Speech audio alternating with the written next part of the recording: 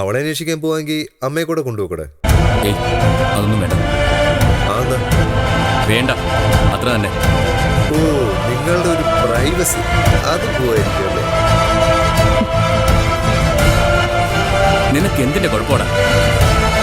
നിത്യയെ കാണാതെ ഇവിടെ എല്ലാരും വിഷമിച്ച് നിൽക്കുക. അപ്പോഴും നിനക്കറിയേണ്ടത് അതൊന്നും അല്ലല്ലോ. വെറുതെ ഇവനെ കുറ്റം പറയണ്ട. നിത്യ അന്വേഷിക്കാൻ ദേവിയെ ശരത്തും പോയാലും നടക്കും. അതെ, അങ്ങനെയാ ചെയ്യേണ്ടത്. ഇവന്റെ കൂടെ ഞാൻ പോവാൻ. എന്താ പോയാലും ഒരു അപകടം വരുമ്പോ ശത്രുതയൊക്കെ മറക്കാറില്ലേ ആളുകൾ? അതിന് എനിക്കിവനോട് ശത്രുതയല്ല, പകയാ. അതങ്ങനെ തരാതരൊന്നും മറക്കാൻ പറ്റില്ല. മനസ്സിലായല്ലോ അവരുടെ സ്വഭാവം.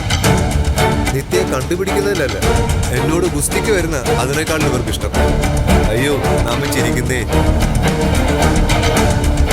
ഒരേട്ടത്തിയമ്മ. ഇങ്ങനെ ഒരാളെ ആണല്ലോ പാവം നിത്യ ഏട്ടത്തിയമ്മയായിട്ട് കണക്കാക്കിയിരിക്കും.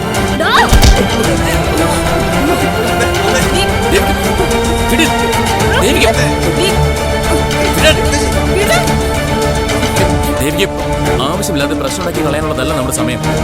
നമുക്ക് വേഗം ഇറങ്ങാം. ഇങ്ങനൊരു സിറ്റുവേഷൻ ആയിപ്പോ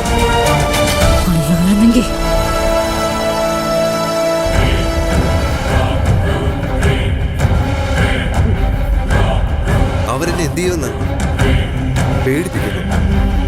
നീയും ചെല്ലേ, അവരെന്തിനാ പോകുന്നതെന്ന് അറിയാലോ. നീ വാ പാർവതി.